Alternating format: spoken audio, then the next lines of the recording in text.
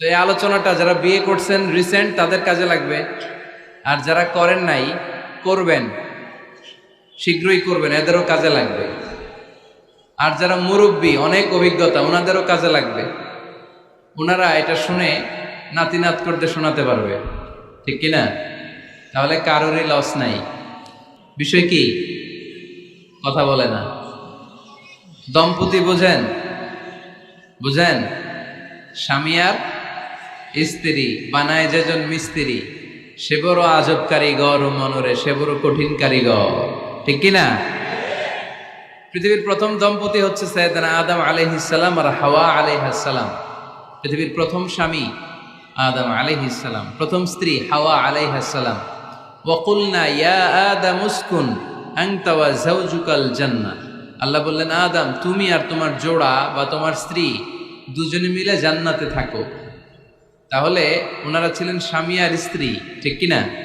তাহলে এই দাম্পত্য সম্পর্কটা এটা জান্নাতি সম্পর্ক। কি সম্পর্ক? উত্তর দিতে হবে দৌলতপুরের ভাইরা। রাগ করছেন আমার সাথে? শীত লাগতেছে? উত্তর দেওয়া যাবে আওয়াজ করে? হ্যাঁ, আওয়াজ করে উত্তর দিবেন, মুখে তালা মেরে বসে থাকা যাবে না। তাহলে পৃথিবীর প্রথম স্বামীর নাম কি? আদম আলাইহিস সালাম। পৃথিবীর প্রথম স্ত্রী হাওয়া আলাইহাস সালাম। এই দাম্পত্য সম্পর্কটা বড় মধুর, বড় গভীর, বড্ড ভালোবাসার, ঠিক কিনা? স্বামী আর স্ত্রী, স্বামী আর স্ত্রী, এই সম্পর্কটাকে আল্লাহ তাআলা কোরআনে পোশাকের সাথে তুলনা করেছেন। কিসের সাথে? পোশাক। আরবিতে বলে লিবাস। আরবিতে কি বলে? লিবাস। আল্লাহ বলেছেন, ও নারীরা তোমরা পুরুষদের জন্য পোশাক, আর ও পুরুষেরা তোমরা নারীদের জন্য পোশাক। পড়েন সুবহানাল্লাহ। পোশাকের বেসিকলি তিনটা কাজ। কয়টা? কেউ কথা কয় না, আরো জোরে বলেন কয়টা? এখন আওয়াজ আসলো কোত্থেকে? আওয়াজ করে উত্তর দিবেন, চিল্লায় বলেন পোশাকের কাজ কয়টা? এভাবে শেষ পর্যন্ত খোঁচায় যেন সাউন্ড বের করা না লাগে, স্বপ্রণোদিত ভাবে উত্তর করবেন, ক্লাসের মতো হোক। তিনটা কাজ। এক নম্বর কাজ হচ্ছে পোশাক ইজ্জতের আবরু, লজ্জাস্থান ঢেকে রাখে, ঠিক কিনা? আমাদের লজ্জাস্থান ঢেকে রেখেছে আমাদের পোশাক। ঠিক তেমনি স্বামী তার স্ত্রীর ইজ্জত হেফাজত করে, স্ত্রী তার স্বামীর ইজ্জত হেফাজত করে, স্বামী তার স্ত্রীর চরিত্র হেফাজত করে, আর স্ত্রী তার স্বামীর চরিত্র হেফাজত করে। এজন্য আল্লাহ একে অপরের উদাহরণ দিতে যে লেবাস বা পোশাকের সাথে তুলনা দিয়েছেন। সুবহানাল্লাহ পড়েন।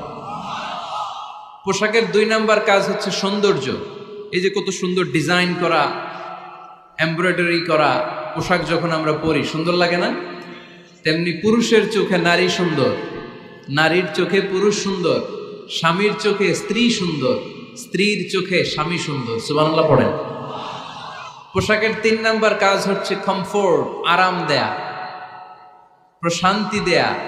শীতকালে এই যে আমরা ব্লেজার পরেছি, জ্যাকেট পরেছি, অনেকে চাদর গায়ে দিয়েছেন, কেউ মাথায় রুমাল দিয়েছেন, কেউ গলায় মাফলার দিয়েছেন, একটা উষ্ণ উষ্ণ আরাম আছে না নাই? আবার গরমের কালে পাতলা সুতি কটনের কাপড় পরলে একটা আরাম আছে না নাই? তাহলে পোশাক পরলে যেমনি আমাদের দেহ প্রশান্ত হয়, আরাম পাওয়া যায়, তেমনি স্বামী স্ত্রীর স্পর্শ পেলে সে আরাম পায়, তার হৃদয়টা প্রশান্ত করে দেয় কে? আবার স্ত্রী স্বামীর সঙ্গ পেলে তার মধ্যে প্রশান্তি এনে দেয় কে? এজন্য রাব্বুল আলামিন বলেন, হুন্না লিবাসুল লাকুম ওয়া আনতুম লিবাসুল লাহুন্না। ও দুনিয়ার নারীরা, তোমরা হলে পুরুষদের জন্য পোশাক, পুরুষ হলো নারীদের জন্য পোশাক। সুবহানাল্লাহ পড়েন। পোশাক যেমনি ইজ্জত আবরুর হেফাজত করে, তেমনি স্বামী স্ত্রী একে অপরের ইজ্জত হেফাজত করে। পোশাক যেমনি সৌন্দর্য বাড়ায়, স্বামীর চোখে স্ত্রী সুন্দর, স্ত্রীর চোখে স্বামী সুন্দর। পোশাক যেমনি আরাম দেয়, স্বামী তার স্ত্রীর স্পর্শ পেলে, স্ত্রী তার স্বামীর স্পর্শ পেলে হৃদয়ে প্রশান্তি অনুভব করে, ঠিক কিনা? এজন্য দাম্পত্য জীবন, এখানে স্বামীও আছে স্ত্রীও আছে, ইংরেজিতে বলে কাপল, কাপল লাইফ। এই বিশ্ব সভ্যতা নির্মাণে নারী পুরুষ, স্বামী স্ত্রী দুইজনেরই অবদান আছে না নাই? এজন্য সুনানে তিরমিজির বর্ণনায় আল্লাহর হাবিব সাল্লাল্লাহু আলাইহি ওয়াসাল্লাম বললেন, আন-নিসাউ শাকাইকুর রিজাল নারীরা হচ্ছে পুরুষের কাউন্টার পার্ট, নারীরা হচ্ছে পুরুষের পার্টনার, সহকর্মী, সহযোগী। এই বিশ্ব সভ্যতা নির্মাণে শুধু পুরুষদেরই অবদান নাই, নারীদের অবদান আছে না নাই? এজন্য কাজী নজরুল ইসলাম অসাধারণ লিখেছে, এ বিশ্বে যা কিছু মহান চিরকল্যাণকর, অর্ধেক তার করিয়াছে নারী, অর্ধেক তার নর। তার মানে নর নারী, স্বামী স্ত্রী দুইজনেরই অবদান এই মানব সভ্যতায় আছে না নাই? এই সম্পর্কটাকে আল্লাহ লেবাসের সাথে তুলনা করলেন, মেটাফরিক্যালি, রূপক ভাবে আল্লাহ পোশাকের সাথে তুলনা করলেন। পোশাক যেমনি গায়ের সাথে লেগে থাকে, পোশাক যেমনি চামড়ার সাথে মিশে থাকে, স্বামী স্ত্রীর সম্পর্কটাও এরকম একাকার, মিলেমিশে, ভালোবেসে একাকার। স্বামী স্ত্রীর রিলেশনশিপ সম্পর্কটা অনেকটা হাত আর চোখের মতো। হাত ব্যথা পেলে চোখ দিয়ে পানি ঝরে, আবার চোখ দিয়ে পানি ঝরলে হাত সেই পানি মুছে দেয়, ঠিক কিনা? তাহলে সম্পর্কটা কেমন যেন হাত আর চোখের মতো। হাত কেটে গেলে পানি পড়ে কোন দিক দিয়ে? চোখ দিয়ে পানি ঝরে। আবার চোখ দিয়ে পানি ঝরলে চোখের পানি মোছার জন্য হাতের দরকার আছে না নাই? তাহলে একেবারে মিলেমিশে একাকার সুখী দাম্পত্য জীবন। স্বামী স্ত্রী এই জান্নাতি সম্পর্কটাকে কিভাবে উপভোগ করবে, কিভাবে একে অপরের সাথে ডিলিংস করবে, আচরণ করবে, এ ব্যাপারে কোরআন এবং সুন্নায় আমাদের জন্য গাইডলাইন দেয়া আছে না নাই? আমরা গাইডলাইন নিব কোরআন থেকে। কোত্থেকে? কোরআন থেকে আর সুন্নাহ থেকে। কারণ এই কোরআন আর সুন্নাহ আমাদেরকে সঠিক জীবন দর্শন শিখায়, কিভাবে এই পৃথিবীতে চললে পৃথিবীতেও সুখ, আবার আখেরাতেও সুখ, এর সব দিক নির্দেশনা কোরআনে আছে না নাই? তাহলে এই যে স্বামী স্ত্রীর দাম্পত্য জীবন, এক্ষেত্রে প্রত্যেককে আল্লাহ তাআলা কিছু দায়িত্ব দিয়েছে। আজকে দায়িত্বগুলোর ব্যাপারে আমরা শুনব। স্ব স্থানে থেকে প্রত্যেকেই, স্বামী যদি স্বামীর দায়িত্ব পালন করে, স্ত্রী যদি স্ত্রীর দায়িত্বটুকু পালন করে, তাহলে দাম্পত্য জীবনটাকে জান্নাতি দাম্পত্য সুখ দিয়ে ভরে দিবে কে? আল্লাহ। আমাদের প্রত্যেকের দাম্পত্য জীবন সুখী হোক, সমৃদ্ধ হোক, আমরা চাই কি চাই না? অনেকে বলে হুজুর সুখ নাই, সুখ নাই, ঘরের ভেতরে গেলেই জাহান্নাম। আহা, কথা শোনে না আমার। আবার স্ত্রীরা বলে হুজুর দোয়া করবেন, পরকিয়া করে, খালি এসএমএস পাঠায়, আমারে ভাল লাগে না, এখন এখন অন্যদিকে ঘুরে। এরকম আসরা নাই? দুই দিক থেকে অভিযোগ। বোনদের জন্য কোনো প্যান্ডেল ট্যান্ডেল আছে নাকি আজকে? হ্যাঁ, দিনের বেলা সমাবেশ ছিল তো, এটা হয়ে গেছে তো মাইকের সাউন্ড নিশ্চয়ই। এই এদিকে উঠছে কে? টান দেন এদেরকে ধরে, টানেন টানেন, টাইনা বসান বসান, টান দেন টান দেন, হুজুরে ধরেন, হুজুরে ধরেন। ধরতে পারেন নাই হুজুরে? ধরছেন? হ্যাঁ, টান দেন। এই তো, টাইনা বসেন। এদিকে তাকান, এদিকে হয়েছে, হ্যাঁ বসাই দিচ্ছে। এইভাবে চলবে একেবারে শেষ পর্যন্ত। উঠলে খবর আছে। শুরুতে সুযোগ দিয়েছি, সুযোগ নেন নাই। তো আমরা প্রথমে স্বামীর দায়িত্ব শুনবো। দাম্পত্য জীবনে স্বামীকে আল্লাহ তাআলা কি দায়িত্ব দিয়েছে, তারপর স্ত্রীকে আল্লাহ তাআলা কি দায়িত্ব দিয়েছে, এবং দুইজনের আবার কালেকটিভ সম্মিলিত কিছু দায়িত্ব আছে, এগুলো আমরা শুনবো। শুনতে রাজি আছেন তো? কষ্ট হচ্ছে আপনাদের? আচ্ছা, এই বাম দিকটা আমাকে কষ্ট দিয়েই যাচ্ছে, খালি আওয়াজ, কথা। একটু থামছে আবার শুরু। কেন? আমার দিকে তাকান। আরেকজনকে থামতে বলছে কি আপনারা? এই থামো থামো, এগুলো বলেন কেন? আপনি থামেন, তাহলে তো হয়ে গেল। হ্যাঁ, আবার আমার সাথে কথা বলেন, আপনি চুপ। তো প্রথমে আমরা সম্মিলিত দায়িত্বের কথা শুনবো। সম্মিলিতভাবে আল্লাহ স্বামী স্ত্রী দুইজনকেই কিছু দায়িত্ব দিয়েছে, যে দায়িত্বটা দুইজনের উপরই বর্তায়। এরপরে শুনবো স্বামীকে আল্লাহ কিছু দায়িত্ব দিয়েছে, এটা শুনবো। এরপরে স্ত্রীকে কিছু দায়িত্ব দিয়েছে। আল্লাহর কসম, এই দায়িত্বগুলো যদি স্বামী স্ত্রী সম্মিলিতভাবে পালন করে, এক একটা ঘরকে আল্লাহ জান্নাতি পরিবার বানায় দিবে, সুখী সমৃদ্ধ জান্নাতি দম্পতি বানায় দিবে। এরকম দাম্পত্য জীবন, সুখময় দাম্পত্য জীবন আমাদের হোক। আমরা চাই কি চাই না? চাই। তাহলে আমরা প্রথমে আলাদা আলাদা দায়িত্ব শোনার আগে সম্মিলিত বা কালেকটিভ রেসপন্সিবিলিটি কি আছে, এই সম্মিলিত দায়িত্বগুলো শুনবো। স্বামী স্ত্রীর দুইজনের কাঁধেই বর্তায় এরকম প্রথম দায়িত্ব হচ্ছে স্যাক্রিফাইস। দাম্পত্য জীবনের আসল খেলাটা হচ্ছে স্যাক্রিফাইসের খেলা। কিসের খেলা? স্যাক্রিফাইস। এটা লাগবে। আমার বোনেরা অথবা যুবতী বোনেরা, অথবা রিসেন্টলি বিয়ে হয়েছে এরকম বোনেরা, আজকে তো এক ভাই এসে দোয়া চাইল, হুজুর 3 দিন আগে বিয়ে হয়েছে আমার, একটু দোয়া করে দেন। তারপর যুবক ছেলেরা, তোমরা যারা বিয়ে করনি করবা, খেয়াল করে শোনো, এগুলো কাজে লাগবে। স্যাক্রিফাইসটা খুব জরুরি। স্যাক্রিফাইস ইজ দ্য কি of a successful happy couple life. একটা সুখী দাম্পত্য জীবনের আসল চাবি হচ্ছে স্যাক্রিফাইস। আওয়াজ করে বলতে হবে, চাবিটার নাম কি? স্যাক্রিফাইস করতে হবে, একটু মানিয়ে নেয়া, একে অপরকে বোঝা, একটু ভালোবাসা, একটু মানিয়ে চলা, এটার নাম হচ্ছে স্যাক্রিফাইস। একে অপরকে বোঝার চেষ্টা করা, একটু মানিয়ে চলার চেষ্টা করা, একটু ভালো লাগা, একটু ভালোবাসা, সুখ দুঃখ ভাগাভাগি করে মিলেমিশে একাকার হয়ে যাওয়া, এটার নামই দাম্পত্য জীবন, ঠিক কিনা? এটার নামই দাম্পত্য জীবন। মিলেমিশে একাকার হয়ে যেতে হবে, স্যাক্রিফাইসের মানসিকতা অর্জন করতে হবে। একে অপরের দোষ ধরলে চলবে না, কারণ no one is perfect in this life. আপনি যে আপনার বউয়ের দোষ ধরতেছেন, আপনার দোষ নাই? কথা বলেন না কেন? আপনারও দোষ আছে না নাই?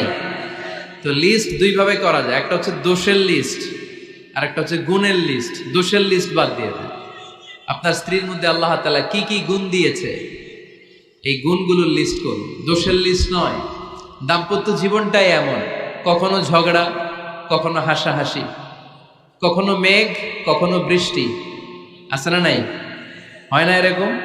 আপস অ্যান্ড ডাউনস, মাঝে মাঝে একটু ঝগড়া, মাঝে মাঝে আবার ভালোবাসা, আবার খুনসুটি, এগুলো মিলেমিশে একাকার করে স্যাক্রিফাইস দিয়ে একে অপরকে জয় করে নিতে হয়। কারণ no one is perfect in this world. এই পৃথিবীতে কেউই পারফেক্ট না। আপনি আপনার বউয়ের দোষ খুঁজলে আপনারও দোষ আছে না নাই? কেউ দোষমুক্ত নয়। এজন্য দোষ না খুঁজে আমরা স্যাক্রিফাইস করব। দাম্পত্য জীবনের এটাকে সুখী সমৃদ্ধ করার 1 নাম্বার চাবিকাঠি হচ্ছে স্যাক্রিফাইস। তাহলে সুখী দাম্পত্য জীবনের 1 নাম্বার চাবির নাম কি? স্যাক্রিফাইস। চিল্লায় বলতে হবে, সেটা কি? তাহলে হাজব্যান্ড ওয়াইফ দুইজনেই স্যাক্রিফাইস করবেন। দাম্পত্য জীবনকে সুখী করার 2 নাম্বার কালেকটিভ ফর্মুলা হচ্ছে ঝগড়া করা যাবে না। ঝগড়া আপনারা করেন নাকি ভাবির সাথে? ভাবির সাথে ঝগড়া করেন কে কে? দেখি হাত তোলেন।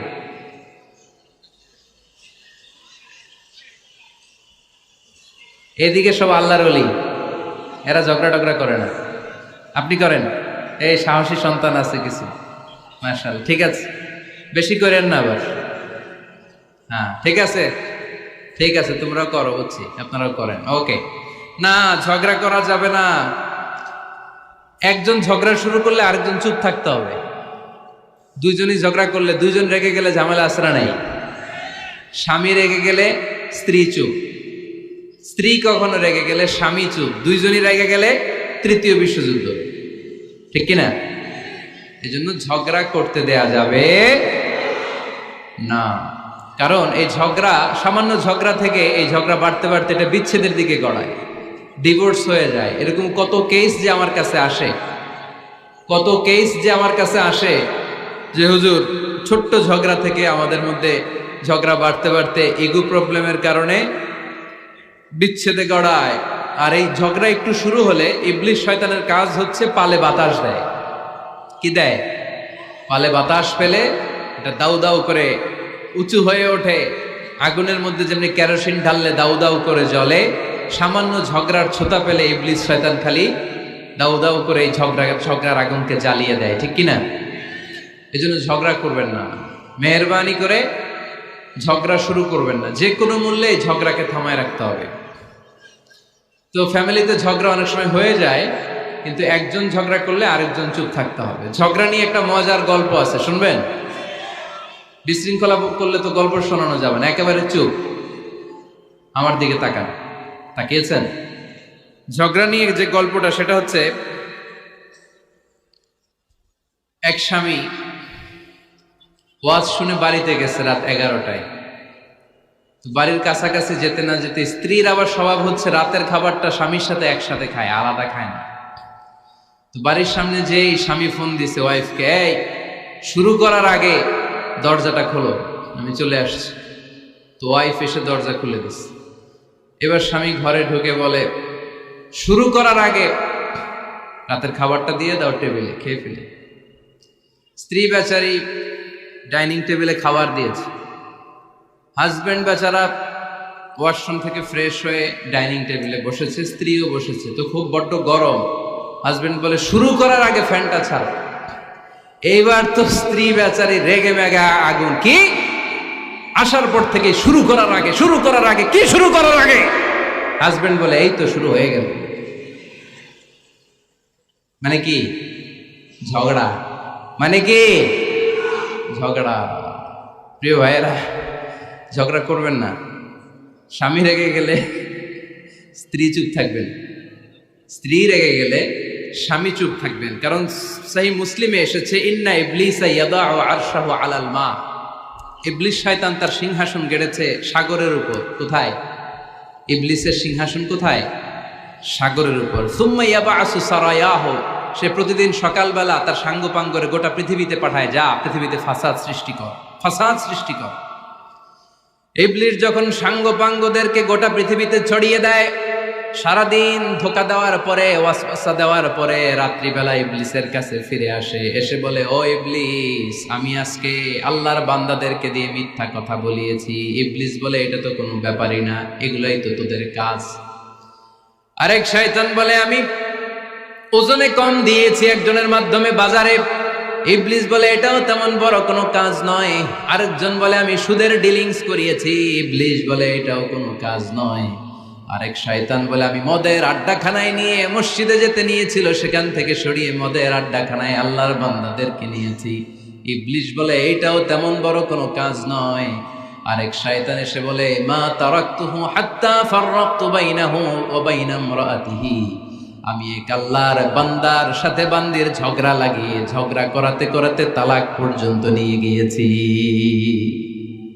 মা তারাকতুহু হাত্তা ফাররাকতু বাইনাহু ওয়া বাইনা ইমরাআতিহি, আমি এক ইমানদার পরিবারকে ধ্বংসের শেষ প্রান্তে নিয়ে গিয়েছি। সামান্য ঝগড়ার পরে আমি ওয়াসওয়াসা দিতে দিতে ঝগড়া বাড়াতে বাড়াতে তালাক পর্যন্ত নিয়েছি। ইবলিস বলে, শাবাশ, তুই তো কাজের মতো কাজ করেছিস, আমার কাছে আয়, আমার কাঁধে ওঠ। ইবলিস তখন ওই শয়তানকে কাঁধে নিয়ে নাচতে শুরু করে। নাউজুবিল্লাহ পড়বেন না? এজন্য ইমানদারদের সংসার ভেঙে খান খান হোক, এটা হলে ইবলিস খুশি, আর ইমানদারের পরিবার টিকে থাকলে আমার আল্লাহ খুশি।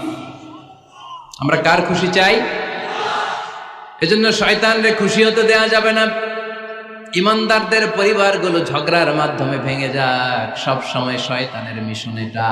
আর ইমানদারদের পরিবারগুলো টিকে থাক, এটা আমার আল্লাহ সব সময় চায়। সুবহানাল্লাহ পড়েন। এজন্য দৌলতপুরের ভাইরা ঝগড়া করবেন না। ঝগড়া কিন্তু নবী রাসূলদের পরিবারেও ছিল, আল্লাহ রাসূল সাল্লাল্লাহু আলাইহি ওয়াসাল্লামের পরিবারেও ঝগড়া ছিল। এটা স্বাভাবিক। দাম্পত্য জীবনের খুব সিম্পল ইস্যু। একজন রাগ করলে আরেকজন থেমে যাবে। পারবেন? কি হলো, পারবেন না? আল্লাহর হাবিব সাল্লাল্লাহু আলাইহি ওয়াসাল্লামের সাথে আম্মা জান আয়েশার ঝগড়া হতো।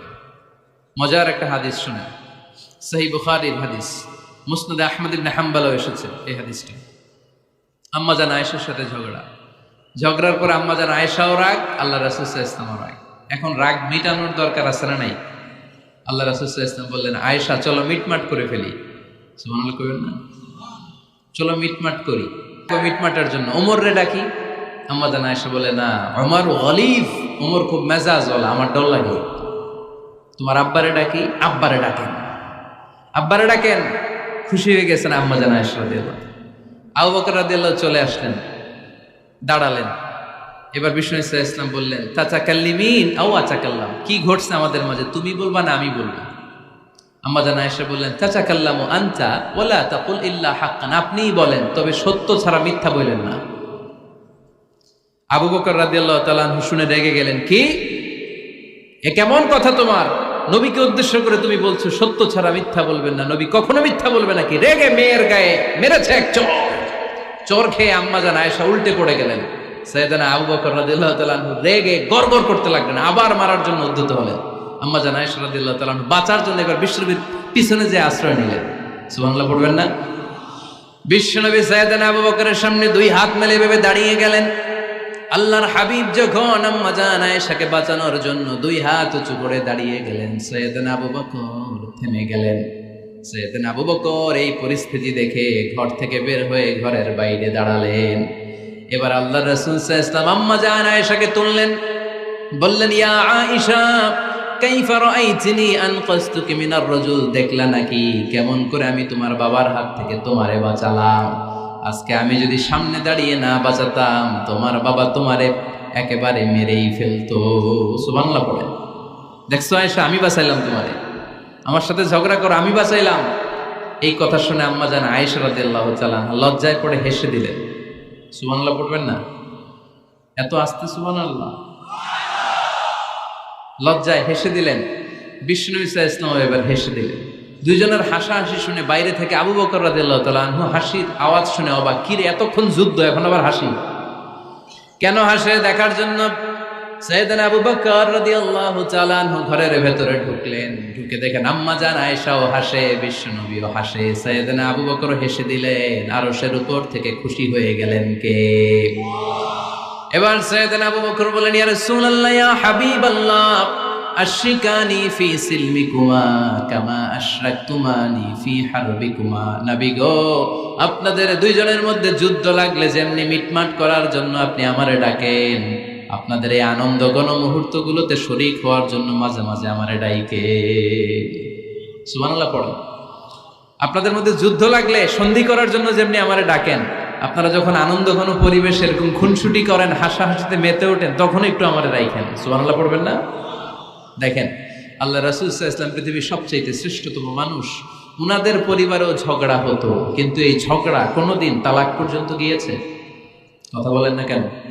আল্লাহর হাবিব সাল্লাল্লাহু আলাইহি ওয়াসাল্লাম তার কোন স্ত্রীকে তালাক দিয়েছেন? প্রায় আম্মা জান আয়েশার সাথে রাগারাগি হতো।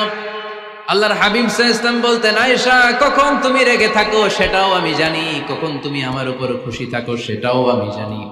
ইয়া আয়েশা ইন্নী লা আ'লামু ইযা কুনতি আন্নী রাদিয়া ওয়া ইযা কুনতি আলাইয়া গাদবা। আয়েশা কখন রেগে থাকো তাও বুঝি, কখন খুশি থাকো তাও বুঝি। আম্মা জান আয়েশা বললেন, ইয়া রাসূলুল্লাহ কেমনে বোঝেন? বিশ্বনবী বললেন, তোমার দোয়ার বাক্যগুলো শোনো বুঝি। যখন তুমি আমার উপরে খুশি থাকো তখন দোয়ার সময় তুমি এভাবে বলো, ওয়া রব্বি মুহাম্মদ, ও মুহাম্মাদের রব, আপনি আমাদের সব গুনাহ মাফ করে দেন। আর যখন তুমি আমার উপর রেগে থাকো তখন তুমি মুনাজাতের সময় বলো, ওয়া রব্বি ইব্রাহিম, ইব্রাহিমের রব, আপনি আমাদেরকে ক্ষমা করে দেন। তার মানে যখন তুমি রেগে থাকো তখন দোয়ার সময় আমার নামটা মুখে নিতে চাও না। সুবহানাল্লাহ পড়েন। তখন তুমি দোয়ার সময় অন্য নবীর নাম নাও। আম্মা জান আয়েশা বললেন, ইয়া রাসূলুল্লাহ মা আহাজুরু ইল্লা ইসমাক, আমি তো শুধু নামটাই সরাই, আমার মুখ থেকে কেবল আপনার নামটাই সরায় রাখি, আমার হৃদয় থেকে কখনো আপনারে সরাতে পারি না। আমার হৃদয় জুড়ে আপনি, মা আহাজুরু ইল্লা ইসমাক, নবী হে, আমি শুধু দোয়ার সময় রাগের মাথায় আপনার নামটা বাদ দেই, হৃদয় থেকে তো আপনারে বাদ দিতে পারি না। সুবহানাল্লাহ বলবেন না? তার মানে নবীদের ফ্যামিলি তো ঝগড়া এগুলো হতো, কিন্তু এটা তালাক পর্যন্ত গড়াতো না, ঠিক কিনা? তাহলে এখন থেকে আমাদের এই স্লোগান নিতে হবে যে ঝগড়া করলেও আমরা ডিভোর্সের দিকে যাব না। পারা যাবে? আর একজন রেগে গেলে আরেকজনকে চুপ থাকতে হবে। ভাবি রেগে গেলে আপনি চুপ, পারবেন? পারবেন না? ইনশাআল্লাহ। এই যারা বিয়ে করে না এরা ইনশাআল্লাহ, আর বাকিরা চুপচাপ। আওয়াজ করে পড়েন না ইনশাআল্লাহ। তাহলে প্রথমে স্যাক্রিফাইস, তারপর ঝগড়া করা যাবে না। 3 নাম্বার, দাম্পত্য জীবনের কোনো গোপন কথা অন্যের কাছে শেয়ার করা যাবে না। হাদিসে এসেছে, এটাকে বলা হয়েছে আ'যামুল আমানা, এটা সবচেয়ে বড় আমানত। যারা দাম্পত্য জীবনের একান্ত বিষয় কারোর সাথে শেয়ার করে তারা সবচেয়ে বড় কবিরা গুনাহ করে। আশারুন নাস বলেছেন বিশ্বনবী এদেরকে, সবচেয়ে নিকৃষ্ট মানুষ। ইয়াউমাল কিয়ামাতি মানজিলাতান, আল্লাহর কাছে কিয়ামতের দিন সবচাইতে নিকৃষ্ট হয়ে দাঁড়াবে ওই দম্পতি, ওই নারী কিংবা ওই পুরুষ, তুফদি ইলা যাওজিহি ওয়া ইউফদি ইলা যাওজিহা সুম্মা ইউনশিরু সিররাহা। তারা একান্ত সময়ে ফিজিক্যাল ইন্টিমেসিতে যা করে এটা পরে মানুষের কাছে বলে বেড়ায়, এরকম আছে না নাই? খবরদার, এটা বড় কবিরা গুনাহ। অনেক বোনরা একসাথে হলে দাম্পত্য জীবনের বিভিন্ন গোপন বিষয় নিয়ে কথা বলে, আছে না নাই? অনেক পুরুষরা একে অপরের সাথে, বন্ধুদের সাথে বিভিন্ন বিষয় নিয়ে শেয়ার করে, এটা এমন ওইটা এমন, এগুলো বলা যাবে? আসিবাউ হারাম। দাম্পত্য জীবনের সব বিষয়, স্বামীর সব বিষয় স্ত্রীর কাছে আমানত, স্ত্রীর সব বিষয় স্বামীর কাছে আমানত রেখেছে কে? দাম্পত্য জীবনের এই প্রাইভেট লাইফের কোনো কিছু কিয়ামত পর্যন্ত অন্যের কাছে প্রকাশ করাকে হারাম ঘোষণা করে দিয়েছে কে? এজন্য খবরদার আমার বোনেরা, একসাথে মহিলারা হলে পেটের কথা পিঠের কথা সব বের করে দেয়, আসরা নাই কিছু থাকে না, সব বের হয়ে যায়। খবরদার, সব বললেও দাম্পত্য জীবনের কোনো কথা শেয়ার করা যাবে। আমার ভাইয়েরা খবরদার, আপনাদের দাম্পত্য জীবনের কোনো কথা আপনার বন্ধুর সাথে শেয়ার করতে পারবেন না। এগুলো ফ্যামিলি শান্তি নষ্ট করে, দাম্পত্য জীবনের সুখকে নষ্ট করে। তাহলে 3 নাম্বার, প্রাইভেসি বজায় রাখবেন, এটা দুজনেরই দায়িত্ব। 4 নাম্বার, অহেতুক সন্দেহ পরিহার করুন। অনেক স্ত্রী আছে হাজবেন্ডের খালি সন্দেহ করে, এই ওদিকে তাকাই লাগেন, ওই মেয়ের দিকে তাকাই লাগেন, মোবাইল দেখি, মোবাইল দাও, ফেসবুকের পাসওয়ার্ড দাও, ঢুইকা দেখি মেসেঞ্জারে কার সাথে চ্যাট করছে, এই অফিসের ফাইল দেখি, এই এটা দেখি, এই তোমার ইনবক্স চেক করবো, এদিকে দাও, আছে না নাই? এই সন্দেহ ঘরটারে জাহান্নামের টুকরা বানিয়ে ছেড়েছে। অহেতুক সন্দেহ করবেন না। আবার ভাইরা ভাবিদেরকে অহেতুক সন্দেহ করবেন, এই ওদিকে গেলা কেন, ওদিকে তাকাইলা কেন, এটা করলা কেন, ওইটা করলা কেন, দেখি তোমার মোবাইল, তোমার মোবাইলের গ্যালারি দেখি, লক করে রাখছো কেন, লক খোলো, আছে না নাই? অহেতুক সন্দেহ ফ্যামিলিটারে জাহান্নামের টুকরা বানিয়ে দেয়। হ্যাঁ, ভ্যালিড কোনো অপরাধ যদি স্বামী করে ফেলে, ভ্যালিড কোনো অপরাধ যদি স্ত্রী করে ফেলে, পরকীয়ার কোনো বিষয় যদি প্রমাণিত হয়, বসেন, কনসাল্ট করেন, একে অপরের সাথে কথা বলেন, জিজ্ঞেস করেন।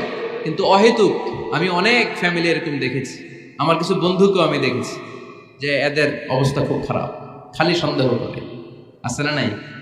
সন্দেহের রোগটা বড় রোগ, এই রোগ থেকে বেরিয়ে আসতে হবে, অহেতুক সন্দেহ করা যাবে না। 5 নাম্বার, হাজব্যান্ড ওয়াইফের দায়িত্ব হচ্ছে একে অপরের সহযোগী হতে হবে, সহকর্মী।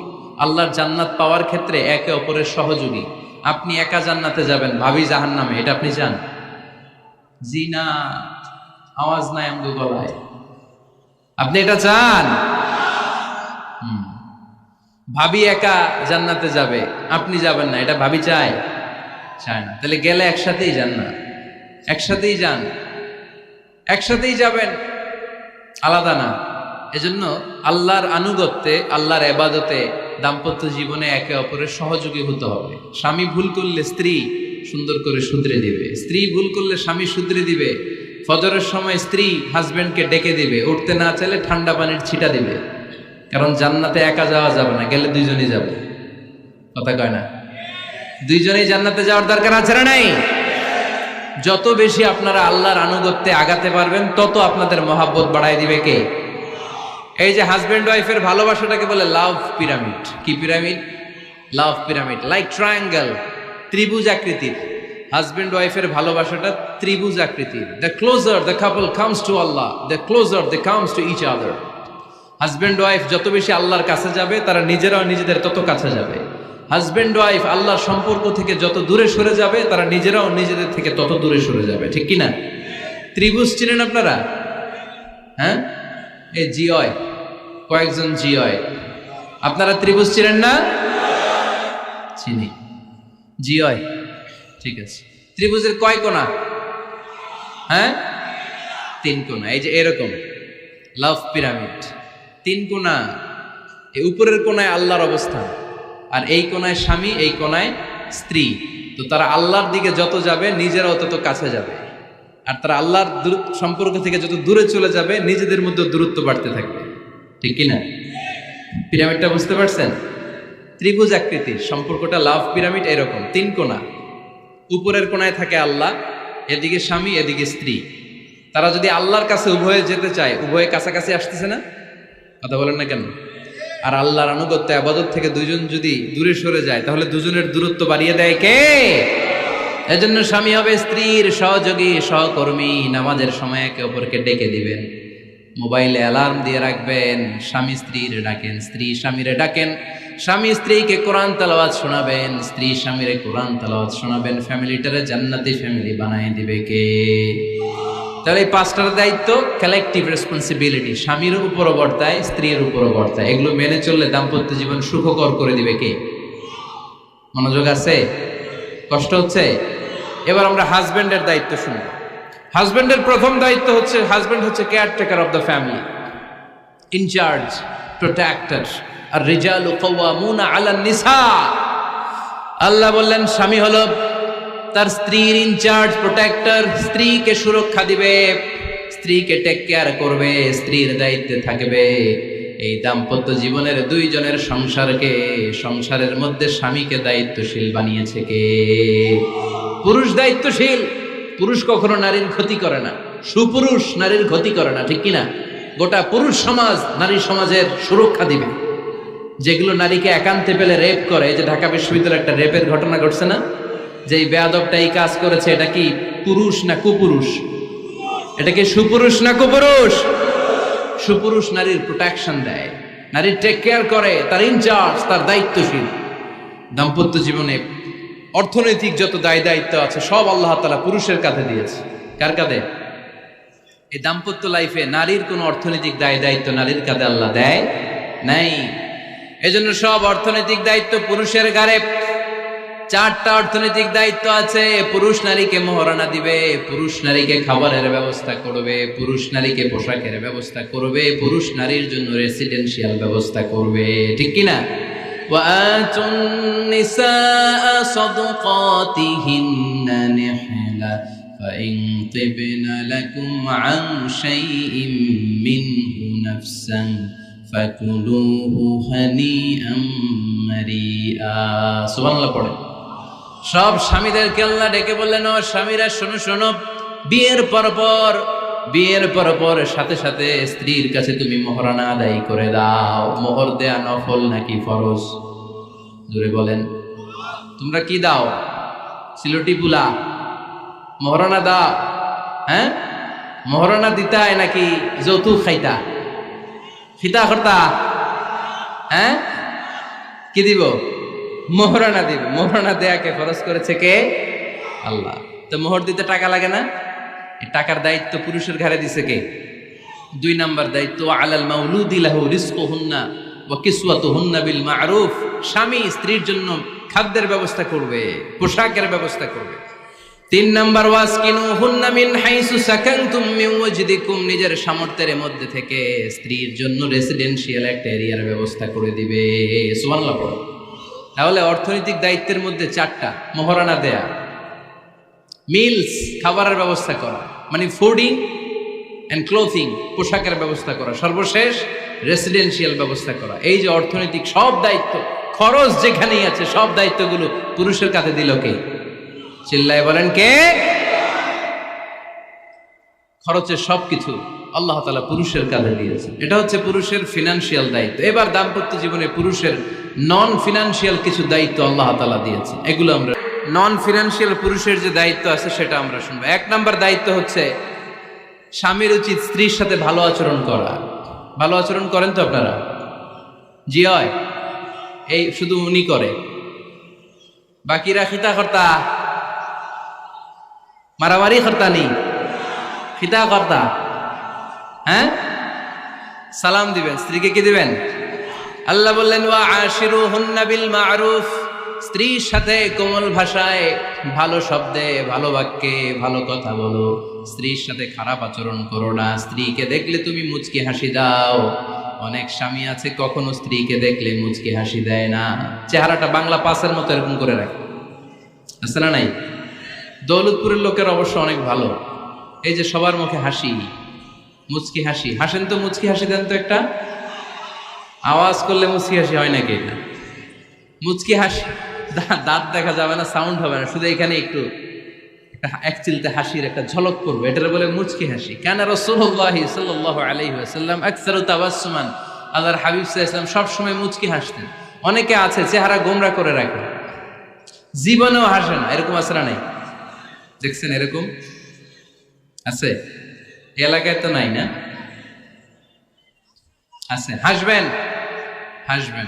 মুচকি হাসতে পয়সা লাগে না, পয়সা লাগে, এজন্য হাসবেন। আল্লাহর হাবিব সাল্লাল্লাহু আলাইহি ওয়াসাল্লাম বলেছেন, ফাস্তাউসু বিন-নিসাই খায়রা, নারীর সাথে ভালো আচরণ করো।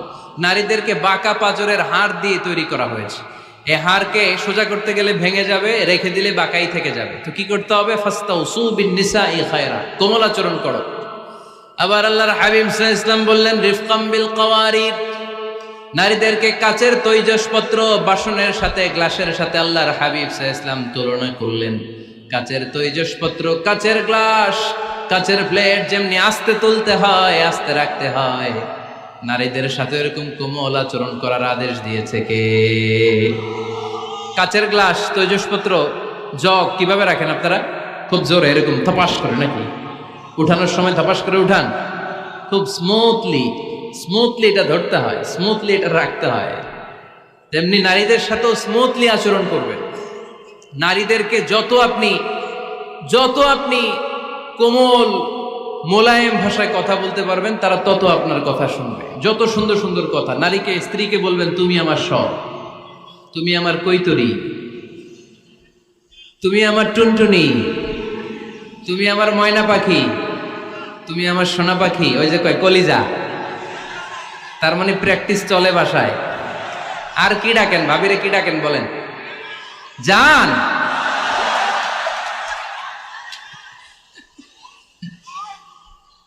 জান ডাকেন। আর ভাবি কি ডাকে আপনাদেরকে? বাবু। কি ডাকে? বাবু ডাকে। আর কি ডাকে? হ্যাঁ, বেবি। পোলাপান কত দুষ্ট দেখছেন? বেবি ডাকে নাকি? স্বামী স্ত্রীর মধ্যে এই সোহাগপূর্ণ, এই ভালোবাসাপূর্ণ এই ডাকাডাকিতে কোনো গুনাহ নাই, আছে সওয়াব। এগুলো দাম্পত্য জীবনকে সুখময় করে, ঠিক কিনা? তাহলে স্ত্রীদের সাথে কোমল আচরণ করতে হবে, 1 নাম্বার দায়িত্ব। 2 নাম্বার দায়িত্ব, স্ত্রীর সেক্সুয়াল ডিজায়ারকে ফুলফিল করতে হবে। সেন্সিটিভ, যেগুলো ব্যাখ্যা করে বোঝানো কঠিন। আপনারা বুঝবেন যারা ম্যাচিউরড, মোর দেন 18 ইয়ার্স, যারা 18+ যাদের বয়স, সেক্সুয়াল ডিজায়ার ফুলফিল করা হাদিসে এসেছে, এটা স্বামীর দায়িত্ব। ফিজিক্যাল ইন্টিমেসির সময় নিজের ডিজায়ার ফুলফিল হলেই কুইট না করা, সময় দেয়া, এটা আবশ্যক। এই বিষয়েও প্রত্যেক স্বামীর খেয়াল রাখা দরকার। সংক্ষেপে শেষ করে দিলাম। 3 নাম্বার, স্ত্রীর ব্যক্তিগত বৈধ কাজে স্বাধীনতা দিতে হবে স্বামীর। অনেক স্বামী এই ছোট্ট বিষয় নিয়ে মারামারি লাগায় ফেলে ঘরে। স্ত্রীর ব্যক্তিগত বৈধ যে চয়েস, এটাতে আপনি স্বাধীনতা দিবেন।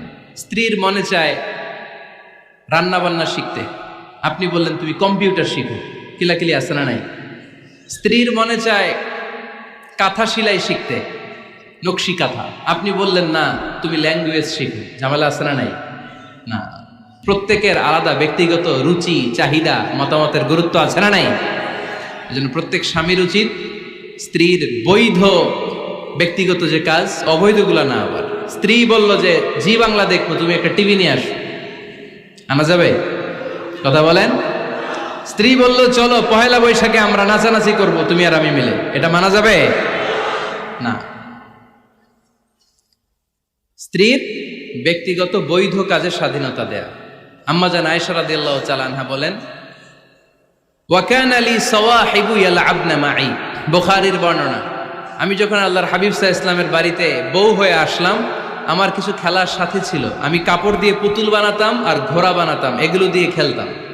আমার সাথীরা আসলে রাসূল সাল্লাল্লাহু আলাইহি ওয়াসাল্লাম ঘরের পর্দা নামিয়ে দিয়ে আমার জন্য ঘরটা ছেড়ে দিত। সুবহানাল্লাহ কইতে পারলেন না?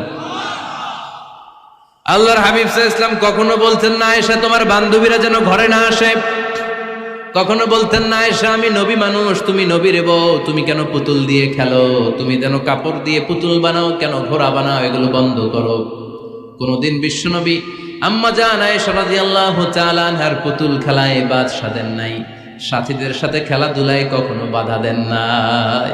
সুবহানাল্লাহ পড়েন। ছোট্ট মেয়েদের জন্য কাপড়ের পুতুল দিয়ে খেলাধুলা করা এটা জায়েজ, কারণ ছোট্ট মেয়েরা দেখবেন পুতুল বানায়, এটারে দুধ খাওয়ায়, এটার জন্য রান্না করে, এটার গোসল করায়। এটাকে ছোট্ট মেয়েদের জন্য পুতুল খেলা জায়েজ রাখা হয়েছে এজন্য, কারণ তারাই কিছুদিন হবে এই প্রজন্মের মা। তাদের সন্তানদেরকে কেমন করে লালন পালন করবে তার একটা প্র্যাকটিস খেলার ছলেই ছোটবেলায় হয়ে যায়। সুবহানাল্লাহ পড়েন। এজন্য 3 নাম্বার দায়িত্ব, স্ত্রীর ব্যক্তিগত হালাল যে কাজগুলো আছে, তার ব্যক্তিগত এই ভালো কাজগুলোতে আপনার স্বাধীনতা দিতে হবে, বাধা দেয়া যাবে না। প্রশংসা করবেন। কি করবেন? প্রশংসা। আমরা খালি দোষ খুঁজি, তোমার রান্না ভালো না, তোমার চেহারা ভালো না, তোমার বাপ ভালো না, তোর মা ভালো না, তোর 14 গোষ্ঠী খারাপ, আছে না নাই? তো এই বেডি আপনারা ভালোবাসবে? এই বেডি তো আজীবন আপনার বদনাম করবে, ঠিক কি না? কোনোদিন তারে আপনি প্রশংসা করলেন না, প্রশংসা করবেন। স্ত্রীর চেহারার প্রশংসা করেন, যে তুমি সুন্দর, তুমি সুন্দরী, এরকম বলেন, খুশি হবে না? হ্যাঁ, তুমি সুন্দর তাই চেয়ে থাকি, সে কি মোর অপরাধ? কোনো অপরাধ নাই, ইচ্ছা মতো গাইতে থাকেন স্ত্রীর শানে গান, সব আছে না নাই? তবে শুধু স্ত্রীকে শোনানো যাবে, ভাবিরে শোনানো যাবে, শালীরে শোনানো যাবে, পাশের বাড়ির কাউরে শোনানো যাবে? দেখেন ইসলাম কত চেক এন্ড ব্যালেন্স।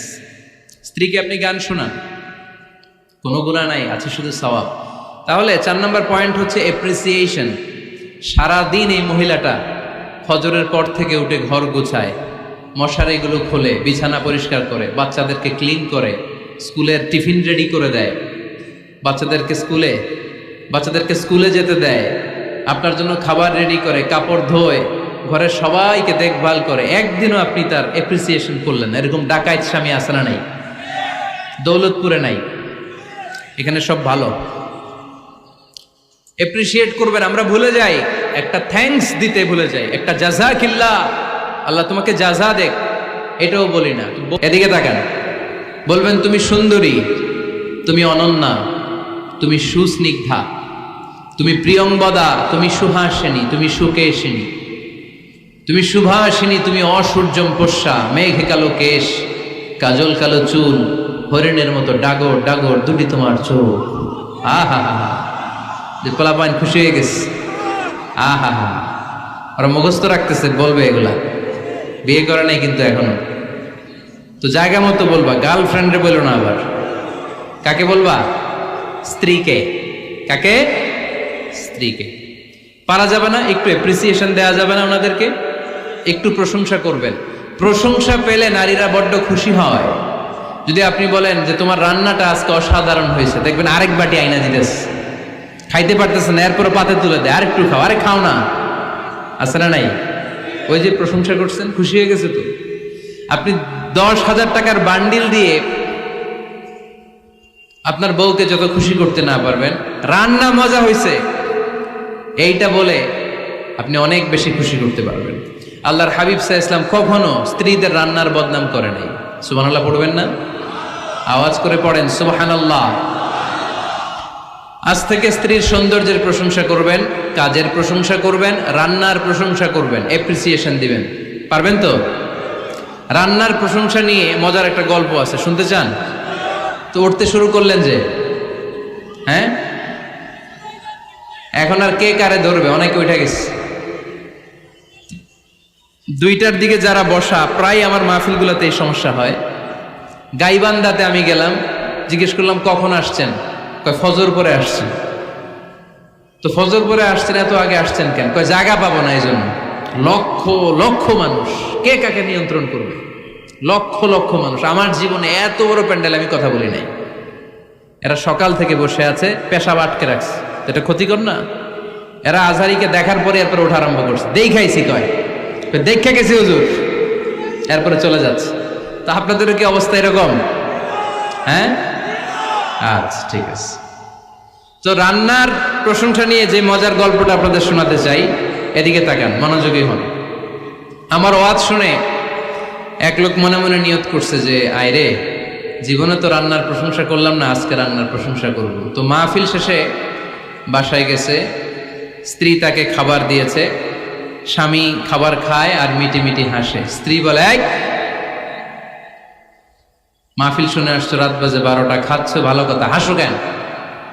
তো স্বামী বলে, হাসি এর কারণ হচ্ছে তোমার রান্নাটা আজকে এত মজা হয়েছে না জীবনে, আজকে বাড়াই বাড়াই পেতেছে, তো জীবনে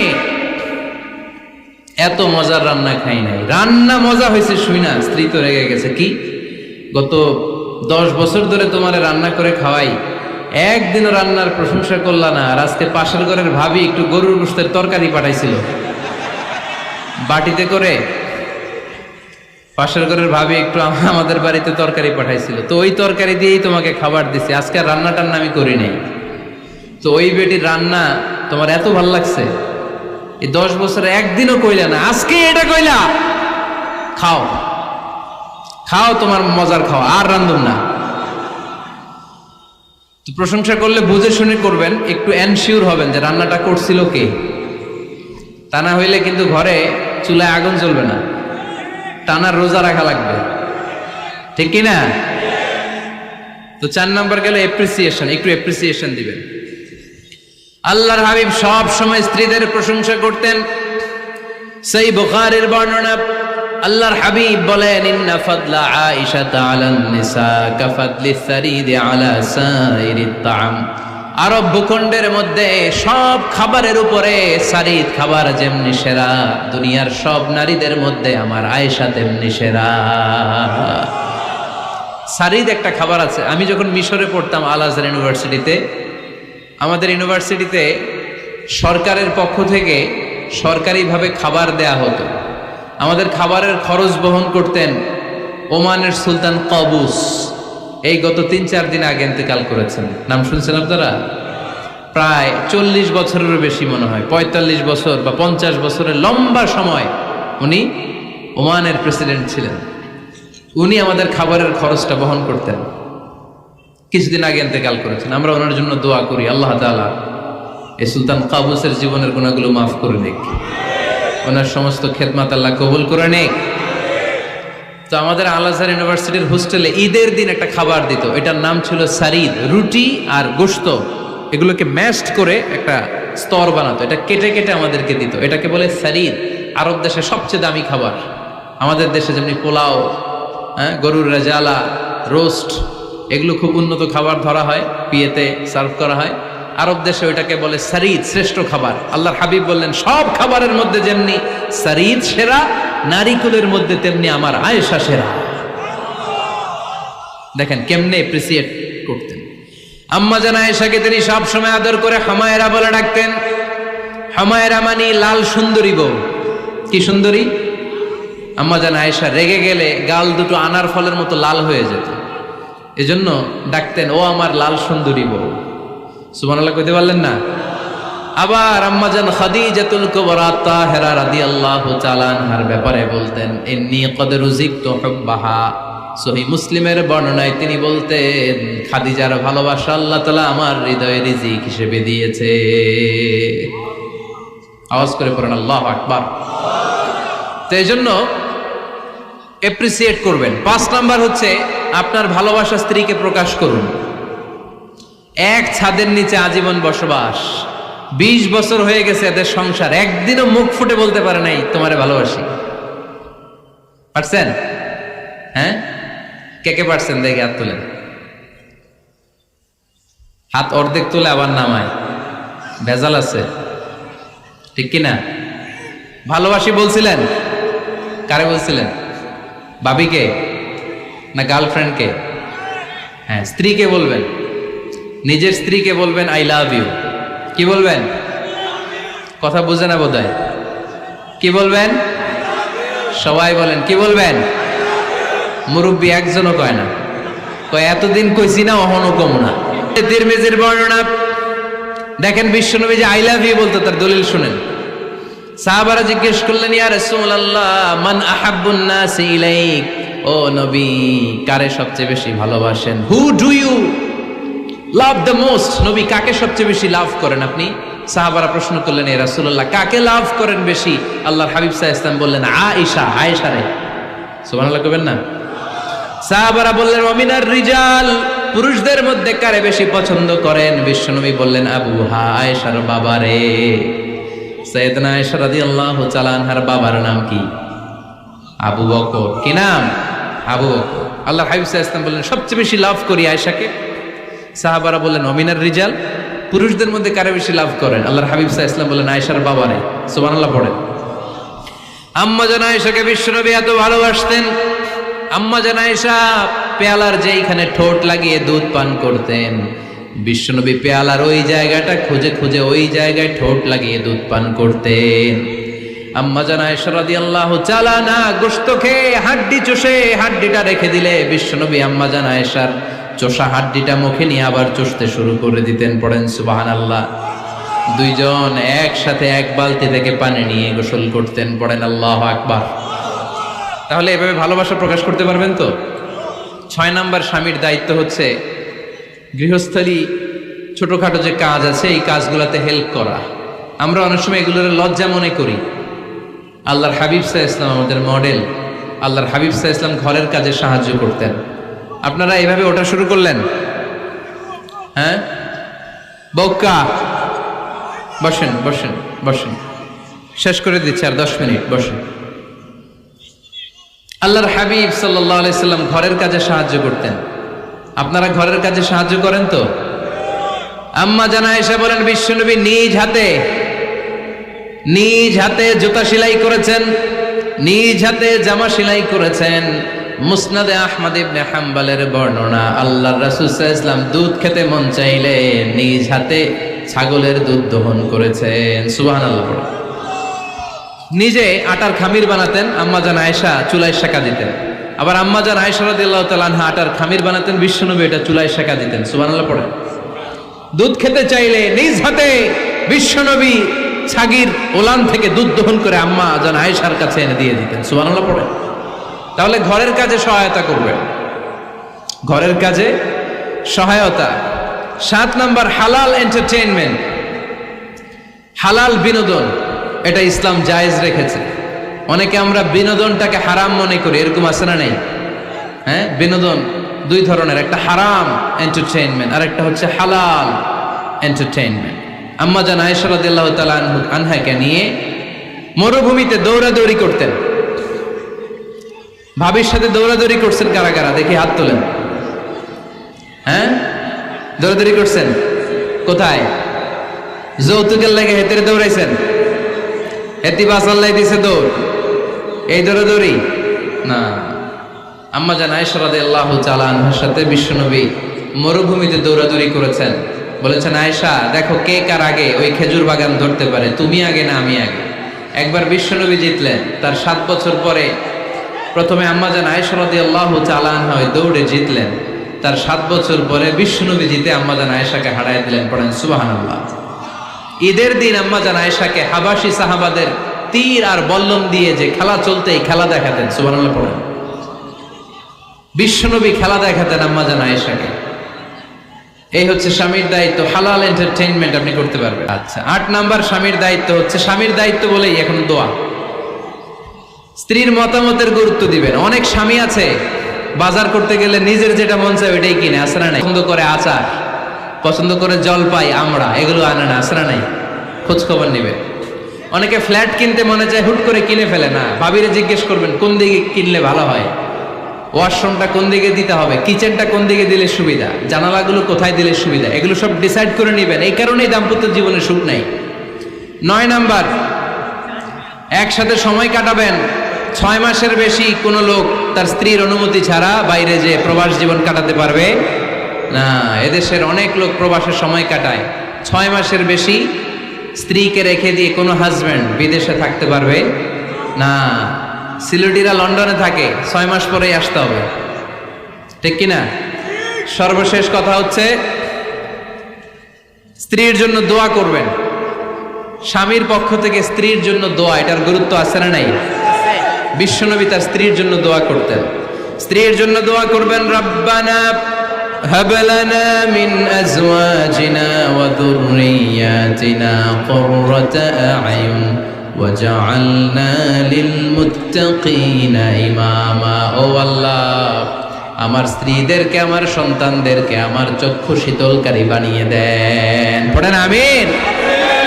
আল্লাহ আমার স্ত্রীকে এমন বানান, স্ত্রীকে দেখলেই যেন আমার হৃদয়টা প্রশান্ত হয়, আমার চোখ যেন জুড়িয়ে যায়। এই 10টা দায়িত্ব স্বামীর সুখী দাম্পত্য জীবনের জন্য। স্ত্রীর দায়িত্ব আজকে বলার সুযোগ হলো না, অন্য কোথাও অন্য কোনো মাহফিলে এই বিষয় নিয়ে আলোচনা করব যে একটা সুখী দাম্পত্য জীবনের জন্য স্ত্রীকে আল্লাহ কি দায়িত্ব দিয়েছে।